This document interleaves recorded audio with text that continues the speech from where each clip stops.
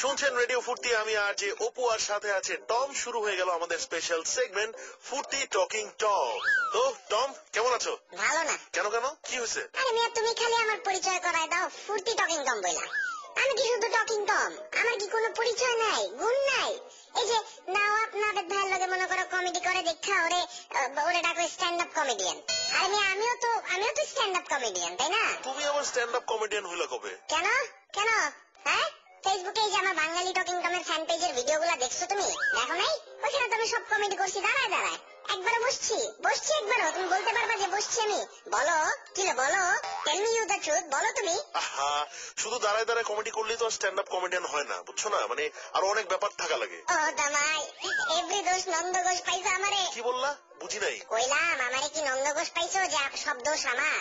আমি দাঁড়ায় কমেডি করলে ওইটা পান্তা ভাত, আর নওয়াব করলে ওইটা কাচ্চি বিরিয়ানি না? আরে ধ্যাৎ, উল্টো পাল্টা কথা বলো না তো টম, এখন মেজাজ খারাপ হয়ে যাচ্ছে কিন্তু। সো হ্যাঁ, হোয়াট ইজ মাই ইউ মেজাজ খারাপ তো হোয়াট আই ডু? না, তোমার কিছু করার দরকার নাই।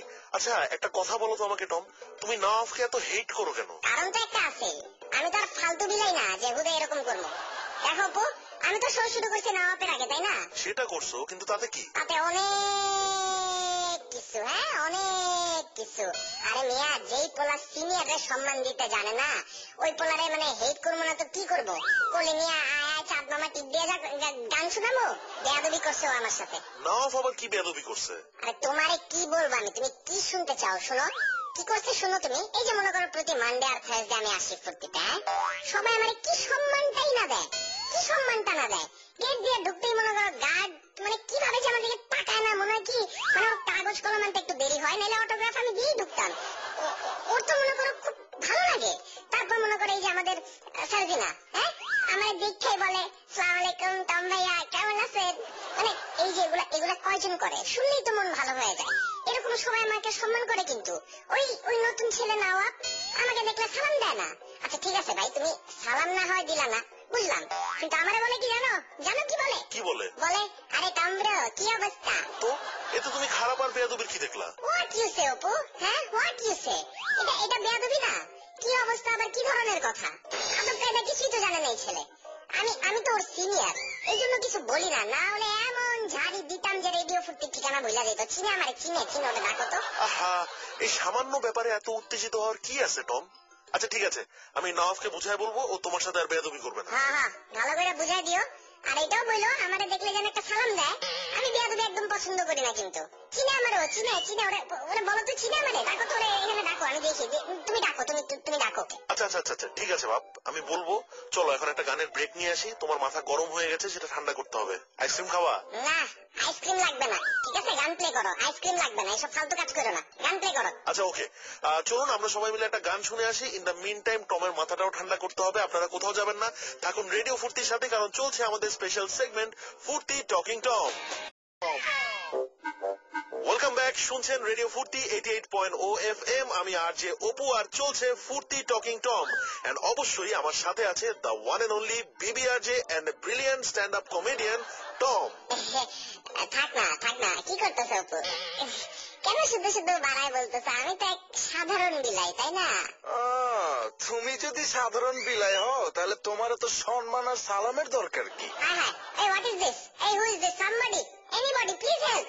একজন দুষ্কৃতিকারী স্বৈরাচারী আমাদের অনিয়ার স্টুডিওতে ঢুকে পড়ছে, হেল্প করেন। এই সালাম ভাই, ডিজে ভাই, কই আপনারা? আরে থামো তো টম, এটা তো নওয়াব। না what the he is doing the অনিয়ার রুম?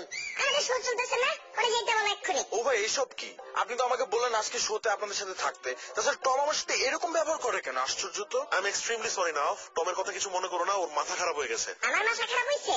আমার শো চলাকালীন সময় ধুম করে অনিয়ার রুমে ঢুকলো নওয়াব, আর তুমি তো আমার মাথা খারাপ হয়েছে?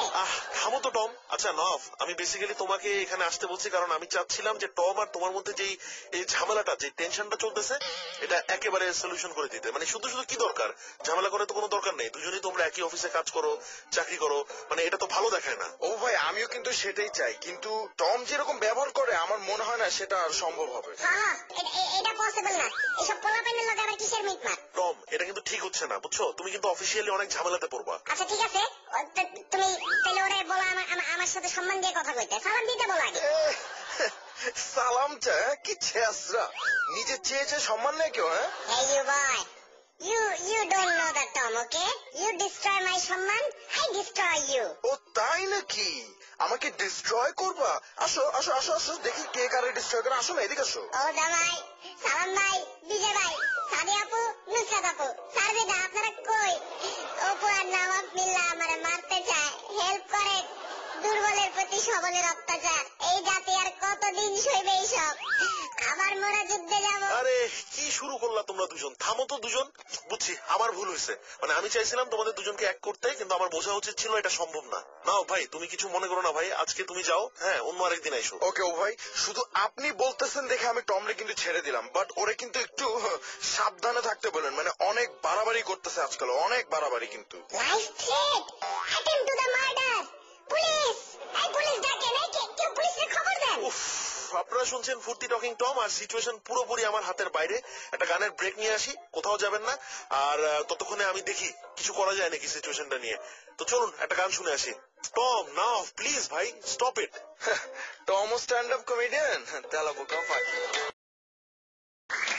ফুর্তি টকিং টম বলছে, আর যে অপু চলছে ফুর্তি টকিং টম, আর সাথে আছে টকিং টম। আপু, আমি কিন্তু শেষবারের মতন তোমারে বইলা দিতেছি, ওই নব যদি আর একদিন আবার শোতে ঢুকে তাহলে কিন্তু আমি আর শো করবো না। আহা, এখন আবার তুমি এই কথা টেনে আনতেছো কেন? ও তো চলে গেছে, তোমার জন্যই তো ওকে চলে যেতে বললাম। আর যাই হোক, একটা এসএমএস পড়ি। তোমাদের এসব ঝামেলায় তো আজকে কোনো লিসেনারের কলও নিতে পারলাম না, কারো এসএমএস ও পড়তে পারলাম না। ওকে, মনির ভাই এসএমএস করেছেন যাত্রাবাড়ি থেকে। মনির ভাই, আপনাদের বাড়িতে কি সবসময় যাত্রা হয় নাকি? ও জামাই, আমার অনেক শখ সামনাসামনি যাত্রা দেখা, কোনোদিন দেখি নাই তো।